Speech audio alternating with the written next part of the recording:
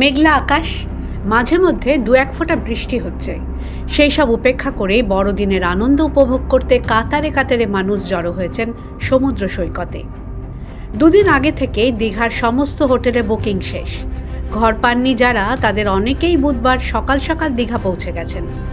ঝাউবনে picnic করে সন্ধে নাগাদ ফেরার পরিকল্পনা তাদের। এতে দুধের স্বাদ হয়তো ঘোলে মিটবে, তাই সই। মঙ্গলবার থেকে বাড়তি নজরদারি শুরু হয়েছে দীঘার সৈকতে। এত মানুষের ভিড়, আনন্দের আতিশয্যে কোনো দুর্ঘটনা যাতে না ঘটে সেদিকে কড়া নজর রেখেছে প্রশাসন। পূর্ব মেদিনীপুরের পুলিশ সুপার সৌম্যদীপ ভট্টাচার্য নিজেই সকাল থেকে ঘুরে ঘুরে তদারকি চালাচ্ছেন। দীঘাতে প্রতিবারই আমার পর্যটন স্থল যেগুলো রয়েছে সেই পর্যটন স্থলগুলোতে আমাদের অতিরিক্ত পুলিশি ব্যবস্থা থাকে। 25শে ডিসেম্বর এবং 31শে জানুয়ারি হিসাবে দীঘাতে আপনাদের যথেষ্ট পরিমাণে পুলিশি ব্যবস্থা থাকছে।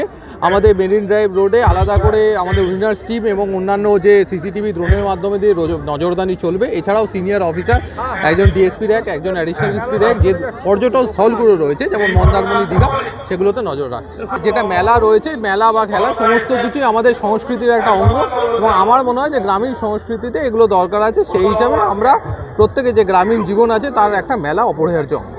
দীঘা ছাড়াও মন্দারমণি, তাজপুর, শঙ্করপুরেও প্রায় 50,000 মানুষের ভিড় হয়েছে। সেখানেও পর্যটকদের নিরাপত্তা সুনিশ্চিত করতে উদ্যোগ নিয়েছে প্রশাসন। পূর্ব মেদিনীপুর থেকে অভিজিৎ মান্নার রিপোর্ট, দ্য ওয়াল।